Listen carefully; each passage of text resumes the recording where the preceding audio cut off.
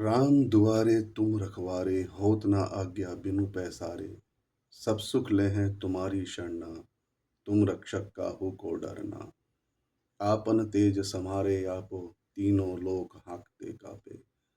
भूत पिशाच निकट नहीं आवे। महावीर जब नाम सुनावे। जय श्री राम, जय श्री राम। स्वागत है भक्तों आपका आज के इस एपिसोड में। और आज हम फिर एक भाई का अद्भुत अनुभव शेयर करने के लिए एकत्रित हुए हैं।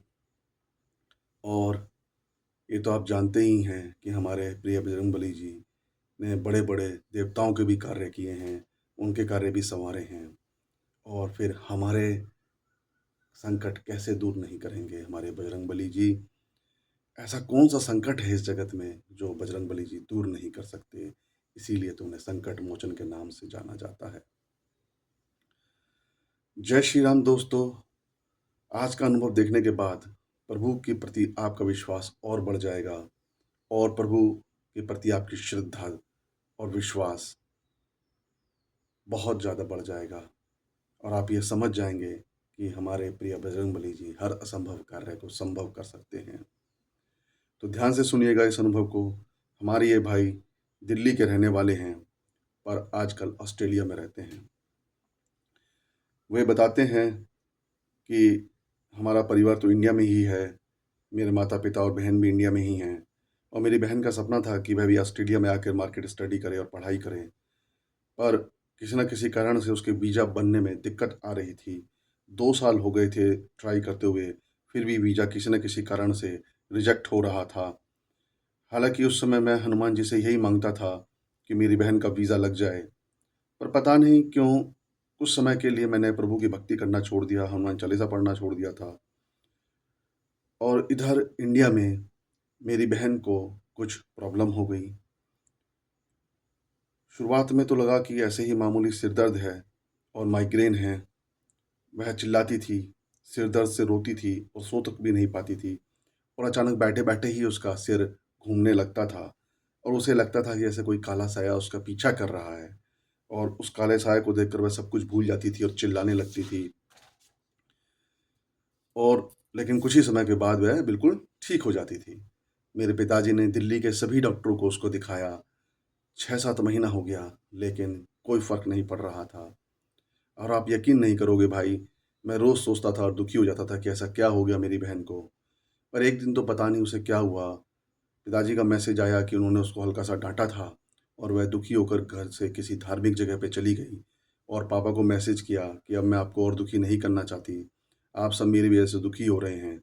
अगर मैं ठीक हो गई तो घर वापस आ जाऊँगी, नहीं ठीक हुई तो मैं वापस नहीं आऊँगी। पापा ने जब यह मैसेज देखा तो मुझे फॉरवर्ड कर दिया। मैं बहुत दुखी हो गया। वह पहली बार था जब मैंने पापा को रोते हुए देखा, मम्मी का भी रो-रो के बुरा हाल था। मम्मी भी बहुत दुखी थीं। तभी मैंने हनुमान जी से कहा कि मेरे प्रभु आज रात होने से पहले किसी तरह मेरी बहन को घर वापस भेज दीजिए। और मैं हनुमान चालीसा का पाठ पढ़ने बैठ गया। और आप यकीन नहीं करेंगे, कुछ ही देर बाद कॉल आ गया पिताजी का कि बहन मिल गई है। और उसी दिन से मैंने हनुमान जी की भक्ति शुरू कर दी। तभी किसी ने, हमारे रिश्तेदार ने पिताजी को बताया कि आप इसे नज़दीक के मंदिर लेकर जाओ। और जब हमारे पिताजी उसे नज़दीक के मंदिर लेके गए तो वहाँ के पुजारी ने बताया कि आपकी बेटी पर किसी ने कोई काली विद्या कर दी है और इसीलिए उसकी वैसी हालत हो गई है। तो पिताजी ने उससे पूछा कि हमें कुछ बताएं, इससे कैसे छुटकारा मिलेगा। तो पुजारी जी ने कहा कि आप बागेश्वर धाम चले जाइए, अब ये संकट वहीं से दूर हो सकता है। मेरे पिताजी मेरी बहन को लेकर अगले ही दिन बागेश्वर धाम के लिए निकल पड़े। और जैसा कि आप सभी भाई जानते हैं कि बागेश्वर धाम मध्य प्रदेश के छतरपुर जिले के गढ़ा गांव में एक प्रसिद्ध हिंदू तीर्थ स्थल है, जो भगवान बालाजी सरकार को समर्पित है, हमारे हरप्रिय हनुमान जी को समर्पित है। यह स्थान अपने पीठाधीश्वर पंडित श्री धीरेन्द्र कृष्ण शास्त्री और उनके दिव्य दरबार के लिए देश विदेश में लोकप्रिय है। बागेश्वर धाम पहुंचने के बाद यह तो चमत्कार हो गया कि मेरी बहन को एक भी बार सिर दर्द नहीं हुआ। बागेश्वर धाम मंदिर की परिक्रमा करने के बाद तो वो एकदम ठीक ही हो गई। और वो बागेश्वर धाम को शत-शत नमन करते हुए मेरे पिताजी और बहन 3 दिन बाद वापस दिल्ली आ गए। अब मेरी बहन को कोई कष्ट नहीं था। इधर ऑस्ट्रेलिया में मैं भी हनुमान जी की भक्ति में और ज़्यादा करने लगा। मैंने संकल्प लिया हनुमान चालीसा का 2 बार, 21-21 बार हनुमान चालीसा का, और पूरी रात बैठकर हनुमान जी से प्रार्थना की कि किसी तरह से मेरे घरवाले खुश हो जाएँ और मेरी बहन का वीज़ा लग जाए। मेरी बहन रिकवरी कर रही थी और इसी बीच उसने मेरे कहने पर वीज़ा भी अप्लाई कर दिया, और किस 2-3 दिन बाद आधी रात को मेरे घर से कॉल आया और मैं कॉल उठा ना सका। जब मैं सुबह उठा तो सोचा कि क्या हो गया? फिर मैंने तुरंत घर वापस कॉल किया, तो मेरी बहन ने बताया कि भाई हमारा वीज़ा आ गया है।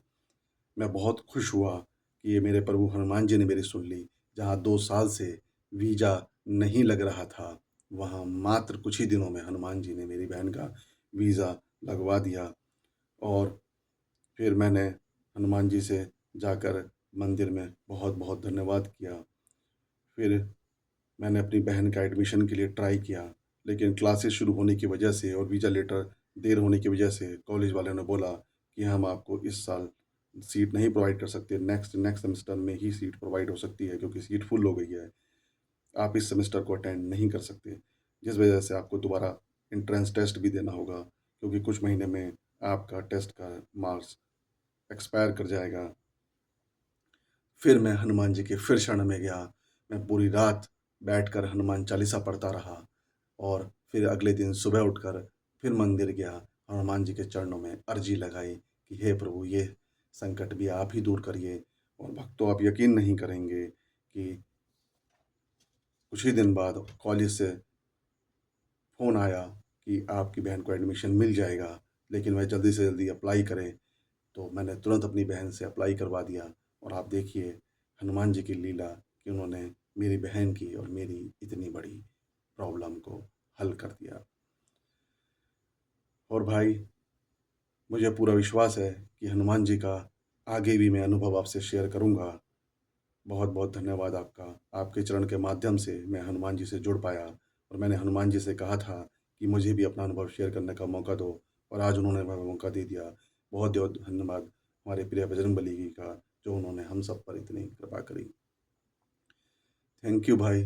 आपके इस अनुभव से हमारे भी कई भक्तों को अपने सवालों के जवाब मिल जाएँगे। मेरा भी आपसे अनुरोध अनुरोध है कि अगर आपके पास भी कोई ऐसा हनुमान जी का दिव्य धनुम अनुभव हो, तो वो मुझे ईमेल में सूचित करें। मैंने कमेंट सेक्शन में अपना ईमेल आईडी लिख दिया है।